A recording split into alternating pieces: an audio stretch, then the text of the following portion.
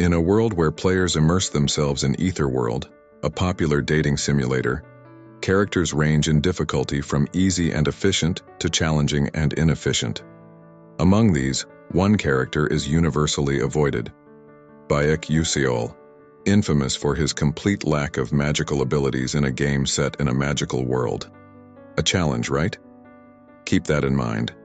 Our story begins with the main character, an avid player, sitting at his computer, scrolling through recent posts on the game forum.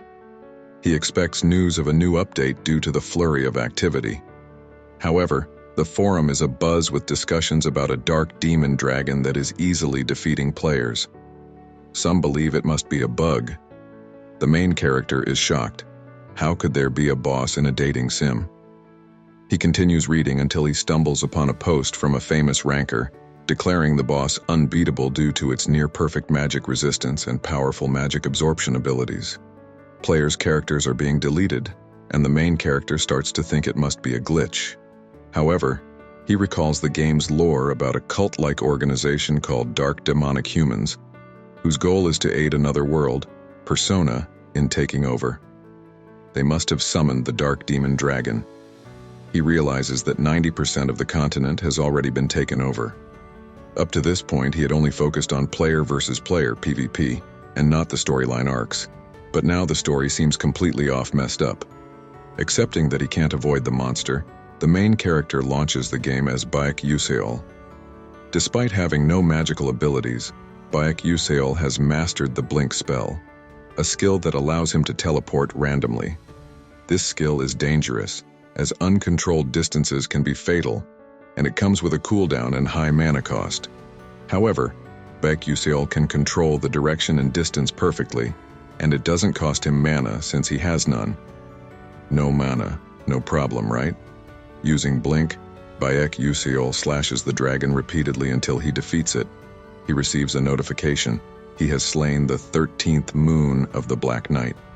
Thinking it was easy, he prepares to brag on the forums, but a red flashing notification appears stating that he has reached the wrong ending and 90% of Etherworld has been destroyed. Stressed and unable to accept what's happening, the main character is suddenly transported. He opens his eyes, now wearing a brown robe and a white t-shirt, and finds himself on the floor. Shocked, he looks in a mirror and realizes he has been transported into the game he has played for 10 years, as his character Bayek Yuseol. He receives a notification to escape the chase. Welcome to your new reality, gamer. Realizing this is Bayek Yuseol's prologue quest, he checks his pocket and finds an entrance certificate to Stella Academy. Coming to terms with his new reality, he remembers the earlier notification about reaching the true ending. He contemplates that no one has achieved this, despite the multiple possible endings. Suddenly, the hut is surrounded by people in black robes in a snowy field. They are looking for Bayek Yuseol. As they approach, he is at a loss, unable to fight or outrun them. Just then, a notification appears, allowing him to use the blink skill. Surprised, he says, "I can use this skill?" He sees a notification about the features of the blink spell. The class is 0. The maximum distance he can travel is 9 meters. It has only one charge. Bayek Yuseol ponders how he can use the skill in real life, having only previously used a keyboard and mouse. As the group of men fast approaches the hut, he realizes he doesn't have time to think and decides to try the skill. Bayek Yuseol starts running, and the group of men follows closely, shouting to not let him escape. They wear magic boots that make them faster, but Bayek only has his skill to rely on. Even though he hadn't used the skill in real life, he calms himself, knowing the timing to activate it. A man shouts at him to stop, raising his sword and coming very close to slashing him. Bayek finally uses the skill and appears ahead, leaving the men perplexed, wondering if he is a mage. One man remarks that Bayek used Blink and should be paralyzed for 2 seconds, but they soon realize he is moving at incredible speed. Bayek runs as fast as he can, utilizing the terrain. Most players can't learn to control Blink during the opening quest, but Bayek uses the terrain to outmaneuver the group. Magic users are told to come to the front and attack from a distance. This marks the second part of the tutorial, to survive the flying arrows. Beck receives a notification that magic leakage syndrome, sixth sense, and cognitive acceleration are being used. He barely manages to avoid the arrows and uses blink again. Beck reaches a canyon, the stage for the third part of the tutorial, which requires him to cross using blink. The only way to cross is to control the blink distance perfectly, then meet up with passing mages and escape. Beck understands that to pass this part, he must cancel his blink spell, which occurs in 0.1 seconds at the perfect time. Failure means certain death. He curses whoever designed the tutorial. However, his problems double as the pursuers reach his location. The distance between them is about 100 meters. With Blink's 3-second cooldown, he can't make it across in time. Realizing he has no other option, he prepares to fight them. Beck Usiol hides behind a rock, thinking his idea of attacking them was crazy since he had never fought anyone before. If this were a game, the system would make it impossible to attack those who are chasing me, he thought. But this was reality, and no rule said he had to follow the game now. The group of people following Bayek had killed his parents earlier, but this wasn't the reason he wouldn't hesitate to kill them. It was because he believed he could win. The group stood nearby, shouting to catch him. Beck activates the blink skill, precisely moving a distance of 8.6 meters and driving a dagger into a pursuer's stomach. He didn't feel any guilt as his hands turned red with blood. After all, he killed just to survive. After killing one person, Beck starts running. The group follows hurriedly. He had dealt with one of them, but the next attack wouldn't be easy. Suddenly, everything goes quiet.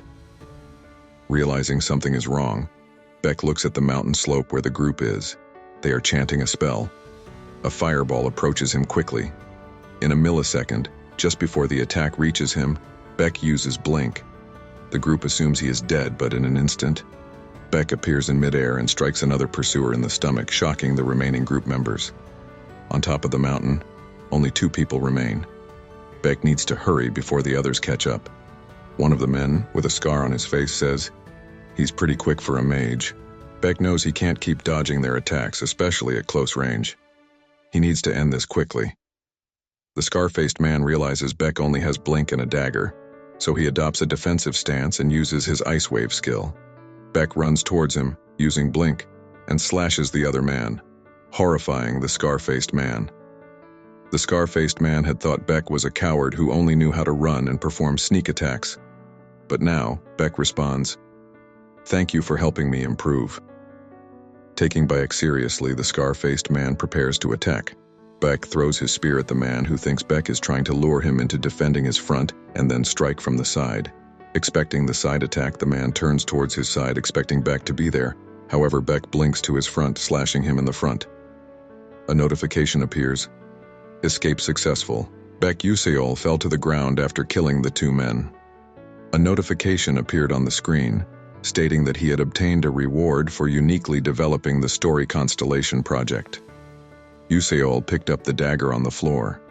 Behind him lay the bodies of the fallen men he had killed. He felt no regret, as he had only killed to survive. Beck had just experienced his first blink, first battle, and first murder.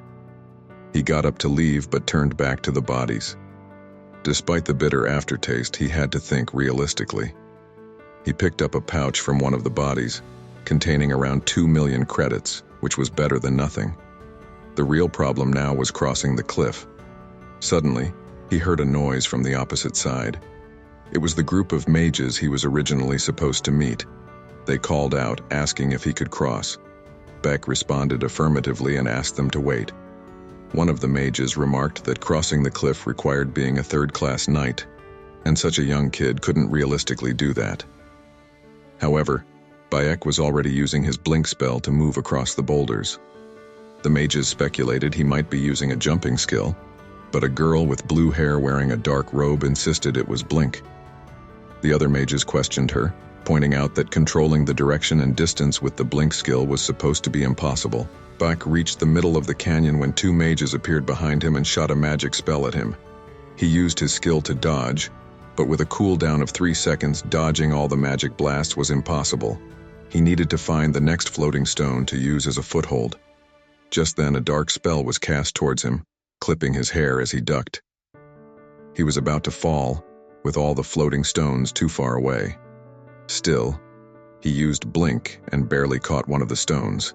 However, another fire blast was coming his way. He thought he was going to die, but an ice spear with lightning magic intercepted the blast. Baek was confused, wondering who could have used a spell with 2 attributes in the tutorial and precisely calculated the trajectory. It was the blue-haired girl from the other side. Seeing her magic, the 2 mages who had attacked him ran away. Finally safe, Baek went to meet the group of mages who had helped him. He thanked the blue-haired girl, who responded that she didn't help to receive gratitude, and told him not to mind.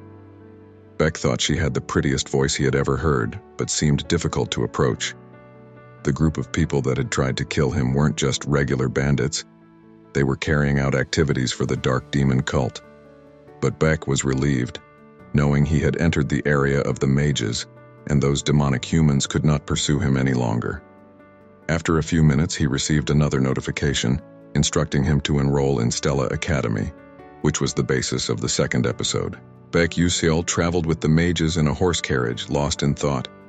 Suddenly, he experienced flashbacks of telling his mother that he would become a mage one day.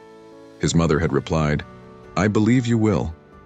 Young Baek studied hard, learning from a book his parents had bought him after working tirelessly. His mother had found him asleep and gently placed a blanket over him.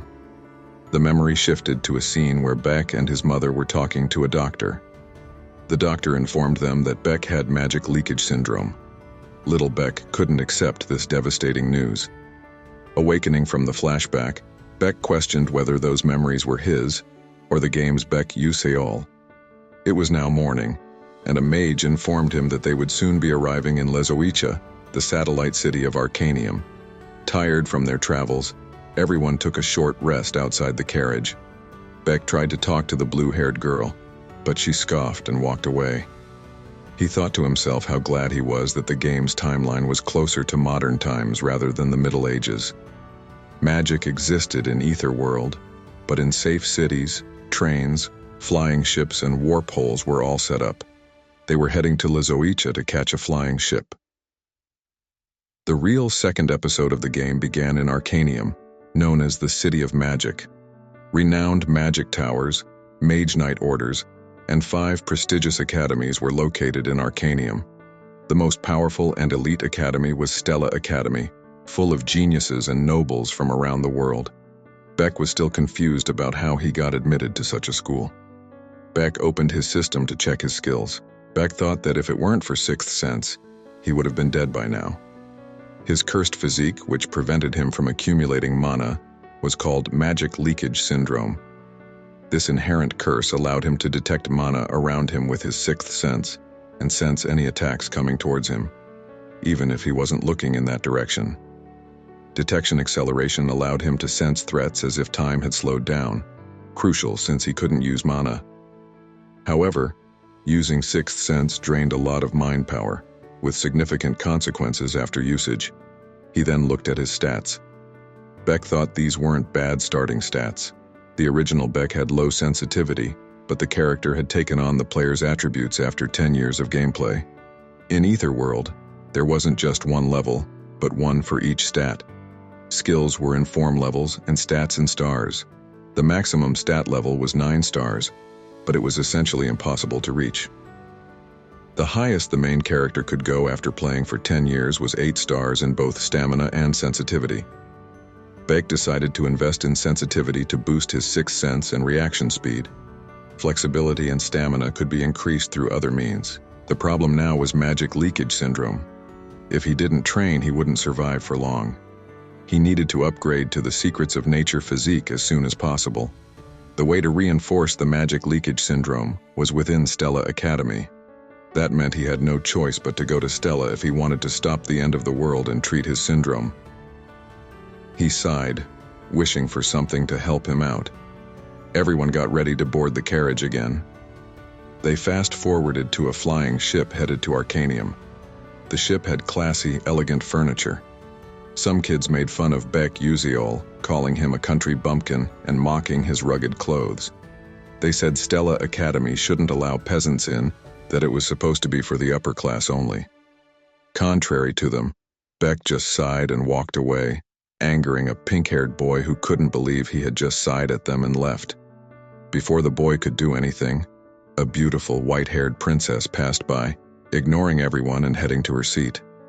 The princess's name was Hong Bi-yeon. She was one of the main characters and the world's villainess. She and the female protagonist always had arguments, and she died at the end of the game.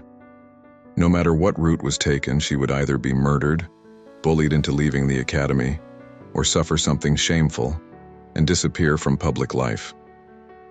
Beck moved up the stairs to get something to eat but found the food too expensive. He decided to wait until they reached Arcanium. Everyone took their seats as an announcement was heard, informing them they would be arriving in 10 minutes.